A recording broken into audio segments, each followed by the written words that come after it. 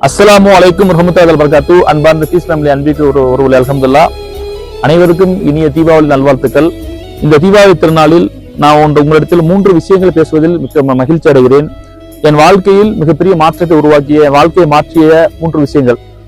1 ஒழுக்கம், 2 சேமிப்பு, 3 உதவி செய்தல். இந்த ஒழுக்கத்துல 3 விஷயம் 3 விதமா பிரிக்கலாம். 1 சுய ஒழுக்கம், 2 சமுதாய ஒழுக்கம், 3வது பண ஒழுக்கம். இந்த சுய ஒழுக்கம் என்பது நம்ம இடத்துல ஒழுக்கத்தை முதல்ல கொண்டு வருவது.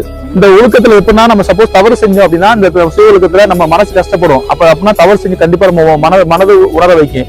2 சமுதாய ஒழுக்கம், சமுதாயத்துக்கு எந்த இடத்துல தீங்கு விளைவிக்காம இருப்பது. 3வது பண ஒழுக்கம். பண ஒழுக்கம் என்பது நம்ம பணத்தை சரியா கையாளுவது, அது தேவையற்ற விஷயங்கள் செலவு செய்யாமல் நம்மள தடுப்பது.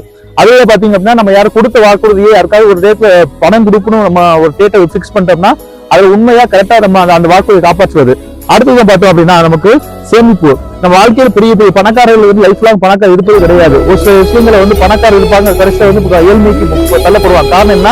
சேமிப்பு. தனக்கு பொருளாதாரத்துல ஒரு பங்கு நம்ம சேமிச்சு வச்சுன்னா லைஃப் எண்ட்ல மிகப்பெரிய ஒரு நமக்கு அமையும். 3வது உதவி செய்தல். உதவி செய்வது 3 விஷயம் பிரிக்கலாம். 1 நம்ம எவ்வளவு மக்களுக்கு நல்லது செய்யணும் நினைக்கிறோம், ஆனா அதையே கரெக்டா செய்யணும், இந்த வருஷத்துல செஞ்சு முடிக்கணும் நமக்கு ஒரு உறுதி ஏற்பட்டு, அந்த உறுதி எப்படி இருக்கணும்னா, அந்த உதவிங்கிற 3 விஷயமா. 1 சிறு பிள்ளைகளுக்கு படிப்பு விஷயத்துக்கு உதவி செய்யறது. 2வது சமுதாயத்துக்கு எங்க இடத்துல சமுதாய ஒரு தேவை ஏற்படும்னா முதல்ல ஆளாக நின்று உதவி செய்யுது.